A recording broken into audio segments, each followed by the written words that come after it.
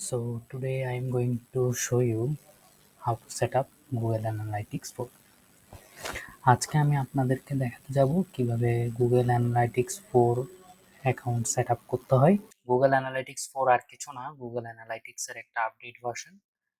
আর Google Analytics 4 এর আহ, আম, এইটা set up করার মাধ্যমে আপনি আপনার ওয়েবসাইটের ট্রাফিক, ওয়েবসাইটে ভিজিটর, ইউজার্স এবং ইউজার্স কি কি ইভেন্টস ক্রিয়েট করছে আপনার ওয়েবসাইটে এসে, কোথায় কোন কোন পেজে যাচ্ছে, কি পরিমাণ কতক্ষণ পর্যন্ত আপনার ওয়েবসাইটে বিভিন্ন পেজে স্পেন্ড করছে, এইসব ডাটা আপনি কালেক্ট করতে পারবেন। এবং এর মাধ্যমে আপনার আপনি কোন কোন রিজিয়ন থেকে আপনার ওয়েবসাইটে ট্রাফিক আসছে, এটার ট্র্যাকিং এর মাধ্যমে আপনি বিভিন্ন অ্যাড ক্যাম্পেইন সেট আপ করতে পারবেন।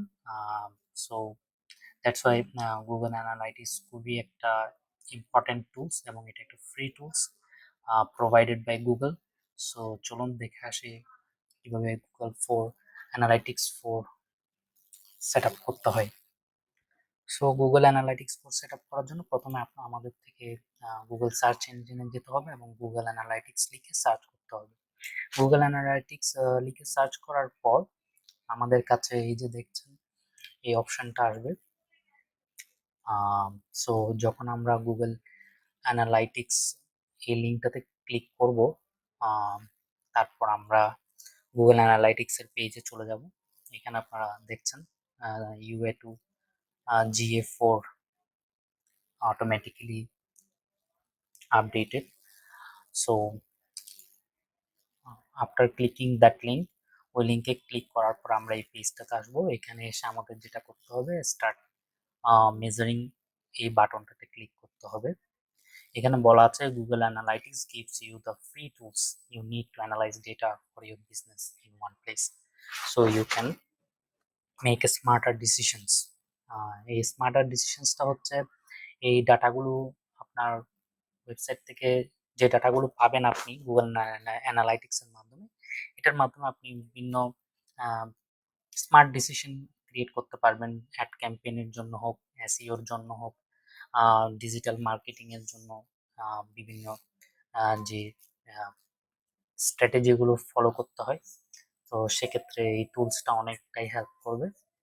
সো আমরা যখন স্মার্ট মেজারিং এই বাটনটাতে ক্লিক করব, এটা আমাদেরকে এই পেজটাতে নিয়ে যাবে। এখানে এসে Google analytics account set up করার ফার্স্ট স্টেপ আছে, সেটা দেবো -90 এরিয়া।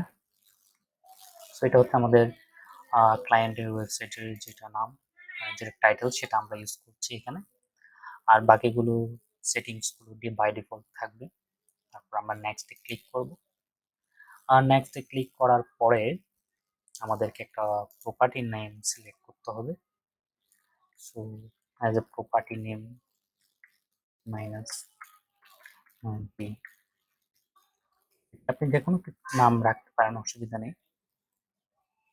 এটাই আমাদের একটা প্রপার্টি যার আন্ডারে আমরা আমাদের ওয়েবসাইটের ডেটাগুলো রাখবো পাবো। সো আমার ক্লায়েন্টের কান্ট্রি হচ্ছে অস্ট্রেলিয়া, তাই আমি অস্ট্রেলিয়াকে সিলেক্ট করলাম আর এখান থেকে অস্ট্রেলিয়ান ডলারটা সিলেক্ট করলাম। শো অ্যাডভান্স অপশনে গেলে আপনারা দেখতে পাবেন যে universal analytics properties will stop collecting data starting July 1 থেকেই এই অপশনটার আমাদের আর কোনো প্রয়োজন নেই, বিকজ এখন আর ইউনিভার্সাল অ্যানালিটিক্স নেই। এটা এটা এখন গুগল অ্যানালিটিক্স 4 এ আপডেট হয়ে গেছে। সো আমরা এখন এখানে নেক্সট ক্লিক করব। নেক্সট ক্লিক করার পর আমাদের বিজনেসটা কোন ক্যাটাগরির আন্ডারে পড়ে, যেহেতু আমাদের ক্লায়েন্টের ওয়েবসাইটটা পিজার ওয়েবসাইট, পিজা ডেলিভারি, তো আমরা এখানে ফুড অ্যান্ড ড্রিঙ্কস এর আন্ডারে দিব।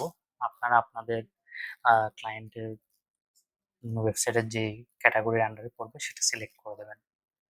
এরপর আসছে যেহেতু আমার ক্লায়েন্টের বিজনেসটা স্মল, তাই আমি 1 to 10 এমপ্লয়ি সিলেক্ট করলাম। আপনাদেরটা আপনারা ক্লায়েন্ট থেকে আস্ক করে ওই হিসাবেই একটা সিলেক্ট করবেন। দেন নেক্সট করে দিলাম। নেক্সট করে দেওয়ার পরে এখানে লেখা তো choose your business objective for report that are personalize to your business, select the topics most important to you. So এখান থেকে আমরা আসলে যে বিষয়ের জন্য ডাটাগুলো কালেক্ট করব সেই অপশনগুলো আমরা টিক করে দেবো। যেমন আমাদের লিড কালেক্ট করার প্রয়োজনীয়তা রয়েছে, online sales drive and raise brand awareness, examine user behaviour. So এই অপশনগুলো আমরা সিলেক্ট করে দিয়ে আমরা ক্রিয়েটে ক্লিক করে দেবো।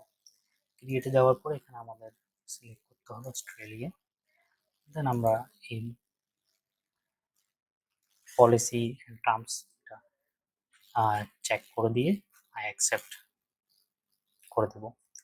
এখন এই পর্যায়ে এসে এটা আমাদের থেকে জিজ্ঞেস করতে চাচ্ছে যে আপনি ডেটা কালেকশনের জন্য কি ওয়েবসাইট ইউজ করবেন, অ্যান্ড্রয়েড অ্যাপ নাকি আইওএস অ্যাপ। যেহেতু আমরা আমাদের ওয়েবসাইট থেকে ডেটা কালেক্ট করবো সেই জন্য আমরা ওয়েবসাইটকে সিলেক্ট করব। সো ওয়েবসাইটকে সিলেক্ট করে আমি আমার ক্লায়েন্টের কপি করে এখানে দিয়ে দেবো, প্রয়োজন নেই। এখানে ওয়েবসাইটের টাইটেলটা দিয়ে দেবো। আপনারা আপনাদের যে কোনো কোম্পানি নেম ইউজ করতে পারেন, টি মাইনাস 90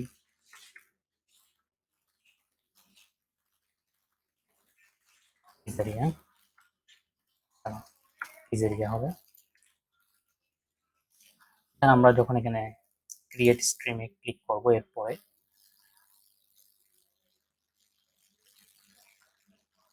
ক্রিয়েট স্ট্রিমে ক্লিক করার পরে এই উইন্ডোটা আসবে আমাদের সামনে, আর এই উইন্ডোটা আসার পরে এই উইন্ডোটাও আসবে।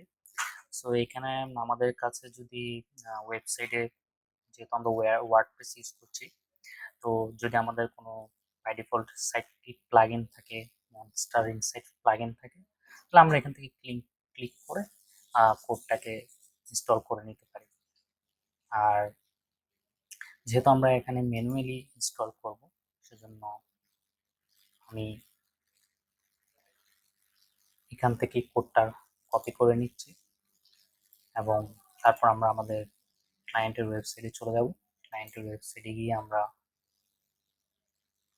ড্যাশবোর্ডে যাব। ড্যাশবোর্ড থেকে আমরা চলে যাব appearance and theme file editor. Appearance থেকে আমরা থিম ফাইল এডিটরে যাব। থিম ফাইল এডিটর থেকে এখানে একটা হেডার ডট পিএইচপি পেজ আছে, সেটাতে আমরা ক্লিক করব। হেডার ডট পিএইচপি, বিকজ আমাদের এখানে বলাই হয়েছে যে এই কোডটাকে আমাদেরকে আফটার হ্যাড ট্যাগের পরেই বসাতে হবে। সো এখানে সেটা বলেই দেওয়া আছে। সো আমাদের কোডটাকে কপি করে নিই এবং আফটার হ্যাড ট্যাগ হচ্ছে এখানে, আফটার হ্যাড ট্যাগের পরে যে কোনো জায়গায় আমরা রাখতে পারি। আমি চাচ্ছি এই জায়গায় রাখতে, তো এই যে কোডটাকে রেখে দিলাম হ্যাড ট্যাগের মধ্যে, দেন আপডেট করে দিলাম ফাইলটা। তাহলে আমাদের কোডটা এখানে সেভ হয়ে যাবে আপডেট ফাইল করার পর, ফাইল এডিটেড সাকসেসফুলি। এরপর আমরা এখানে যাব, যাওয়ার পরে আমরা একটা রিলোড দিব। রিলোড দেওয়ার পরে এইটা আমাদেরকে এই পেজটাতে নিয়ে যাবে। এখানে আপনারা দেখতে পাচ্ছেন T-90 পিজারিয়া, এই ওয়েবসাইটটার আমরা ড্যাশবোর্ডে চলে আসছি। সো আমরা আরেকবার রিলোড দিব, একটু সময় লাগবে। গুগল অ্যানালিটিক্স 4 সেট আপ দেওয়ার পর কিছুটা সময় লাগতে পারে আমাদের ওয়েবসাইটের রিয়েল টাইম ডেটা আসার জন্য। যখনই এটা কানেক্টেড হয়ে যাবে, আমরা এখানে রিয়েল টাইম ইউজার, কয়জন ইউজার ভিজিট করছে, নিউ ইউজার কয়জন আসছে, তারা কি কি ইভেন্টে ক্লিক করছে এবং কতক্ষণ সময় ধরে ওয়েবসাইটে স্টে করছে, এই ডাটাগুলো আমরা এখানে পেয়ে যাব।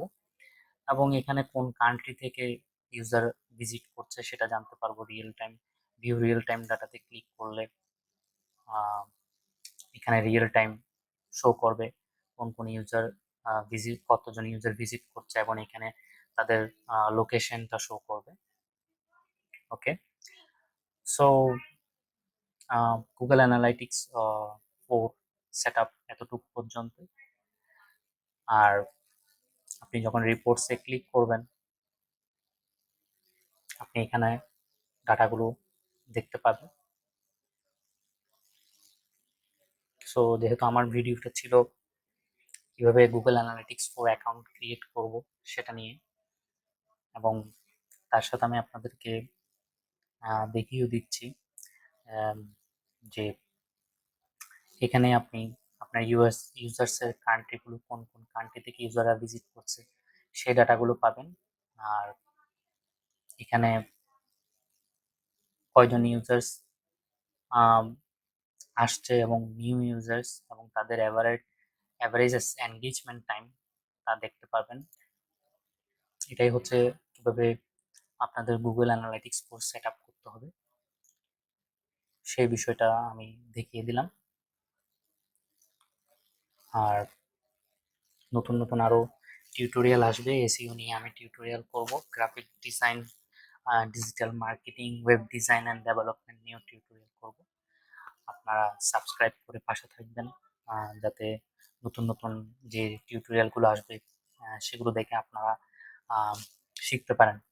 আর যেহেতু আমি অনলাইন মার্কেট প্লেসে ক্লাস কাজ করি, তো আমি আমার যে প্র্যাকটিক্যাল নলেজগুলো আছে এগুলো আমি আপনাদের সাথে শেয়ার করব। অনেক সময় আমি আপনাদের সাথে আমার ডাইরেক্ট ক্লায়েন্টের যেটা লাইভ প্রজেক্ট সেটা নিয়েও কাজ করে দেখাবো, যেখানে আমি অলরেডি আমার এই ক্লায়েন্টের ওয়েবসাইটে আপনাদেরকে সরাসরি গুগল অ্যানালাইটিক্স যেভাবে সেট আপ করতে হয় সেটা সেট আপ করে দেখিয়েছি। ঠিক সেভাবে আমি অন্যান্য ক্লায়েন্টের প্রজেক্টগুলো আপনাদের সাথে শেয়ার করব। সো আপনাদের যদি নতুন কিছু জানার থাকে কমেন্ট করবেন। আর যদি এই যে টিউটোরিয়ালটা দেখেছেন এটার মধ্যে যদি কিছু জানার থাকে আমাকে কমেন্ট করে জানাবেন। আর নতুন কোনো বিষয় নিয়েও যদি টিউটোরিয়াল করতে হয় আমার এক্সপার্টাইজ এরিয়াতে জানাবেন, তাহলে আমি আপনাদেরকে হেল্প করব। আর সামনে ফ্রিল্যান্সিং নিয়েও অনেক ভিডিও আসবে। সো পাশে থাকবেন আর সাপোর্ট করবেন।